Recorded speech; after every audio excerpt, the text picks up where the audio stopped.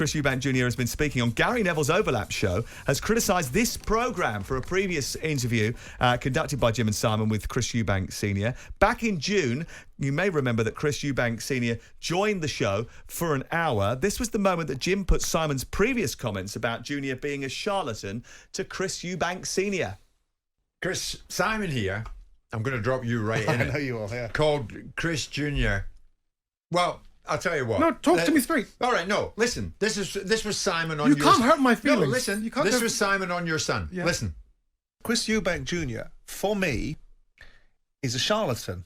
I think he's a great media personality. I think he's one of the best people that talk to the media. He's got himself to being one of the most billable, bankable fighters in British boxing without actually winning anything. The tragedy for Chris Eubank is all that I've been saying all along, about noise and houses in Las Vegas and who he's going to fight and when he's going to fight for a world title are superseded by performances in the ring. At the level when we get to the point where you're fighting bona fide fighters that have won world titles, name them. Let's name them, shall we? Billy Joe Saunders, George Groves, Liam Smith. How did it get on for him? He lost them all. He's a charlatan, is he? You know, if in the world of honesty, how can I disagree with you? You're not talking to a man who's not anybody. You can't have friends in boxing. So he's a charlatan, is he? I guess my silence says it all. My silence says it. Truth is truth. And this was Eubank Jr. speaking on Gary Neville's Overlap yesterday in response. Being called a charlatan, it's very mild. You know, I've been That's called, mild from your father. No, not from my father. And I don't. From what I saw, he didn't call me that. He kind of just, whoever said it, he let them say it. My father always told me, no publicity is bad publicity. If he had said, "Oh, my son's great and he's going to do well," no one would say anything. When someone calls me a charlatan and he stays silent, that's news. Wow, what's going on here? I haven't spoken to him about it. So you wouldn't get angry with him about that and say, "What the hell are you playing at, Dad?" Am I angry about it? I understand emotions. I understand who my father is as a man. He's been through a lot over the last 2 years. You know, the things that have happened in the family, it's affected him. So I have to take these things into consideration when he's speaking to the media. It's tough dealing with, you know, a death in the family. Everyone deals with it in their own way. Some deal with it bad, some deal with it as good as they can. People taking advantage of his mental state right now, you know, I think it's poor, you know. But these guys don't care about him. You know, I think it's irresponsible to be putting them on a platform. But people don't have morals these days. People are scumbags. People are looking for any way to just, you know, get a leg up by any means necessary. It doesn't matter who they hurt. I'm not one of those people. That was Chris Eubank Jr. speaking on the Overlap to Gary Neville, and it came out yesterday. Now, I think it's probably worth pointing out that when the original interview was conducted in this studio, it was an hour long. We had no clue that Chris Eubank Jr. was going to get stuck into Junior. Chris Eubank Sr. was going to get stuck into Junior the way he did. I think Jim actually started with the words, "You must be proud of what he achieved." And Simon, you, I think, defended Junior for 20 minutes during that show. The irony of the observation is that the criticism I made of Chris Eubank Jr. about being a charlatan, I said it to Chris Eubank Jr. I said it about Chris Eubank Jr.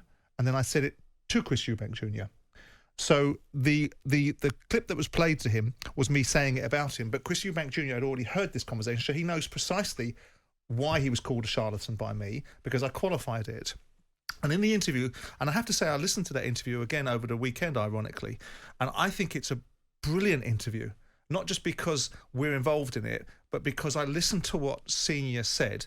I listened to the depth of his intelligence. I listened to the observations he was making. And yes, I think some of the things that he was saying were centred in an element of narcissism. And the observations that were made by these hypocrites like Eddie Hearn and Kalle Sauerland about the exploitation of Chris Eubank Sr. and his mental condition. First of all, I didn't even know he was coming in. Second of all, the interview was set up to discuss everything about Chris Eubank Sr. and we were gobsmacked that he decided to take it off on a personal slant because he feels so strongly about the direction of travel that his son's going on. And in the interview, I spent about 50% of the time trying to get Chris Eubank Sr. to talk about himself, or defending Chris Eubank Jr. to the point saying, this is your son, he's his own man, he should be able to go in his own direction. But I actually found the interview, and those that are weaponising it, Gary Neville is using it to create a good reaction in his interview. Because if you look at that interview, you wouldn't put that question in isolation to Chris Eubank Jr. You know why you're putting it there, because it's going to get a reaction.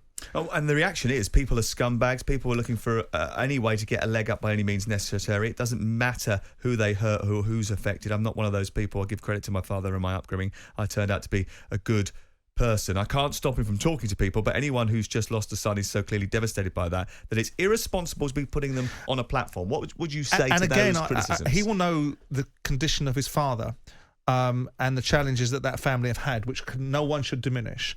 But I spent a lot of time talking to Senior during the interview and post the interview. And whilst I'm no clinical psychologist, he said what he meant to say, and he imparted the message that he meant to impart, because he is obviously furious with the people that are surrounding his son, furious with the advice and the structure that his son is being given that are putting him in jeopardy. And those were the messages he wanted to impart.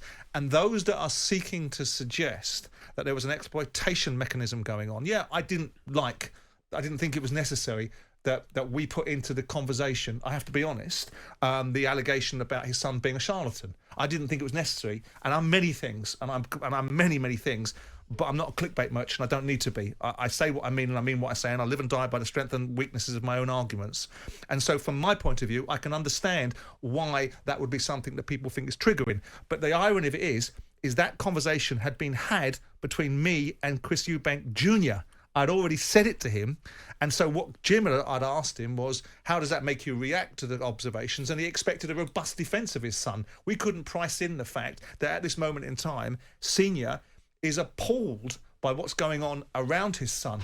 And to some extent, if you listen to that interview, which I did again on the weekend, first of all, the deep-seated intelligence of Senior came through, the articulate nature of this man's thinking, but also the inherent understanding of the boxing world and what he feels is wrong. And what we're seeing in boxing at this moment in time, with drug tests being failed left, right and centre, and people having motivations and agendas that don't seem to be for the well-being of the sport, I make him right.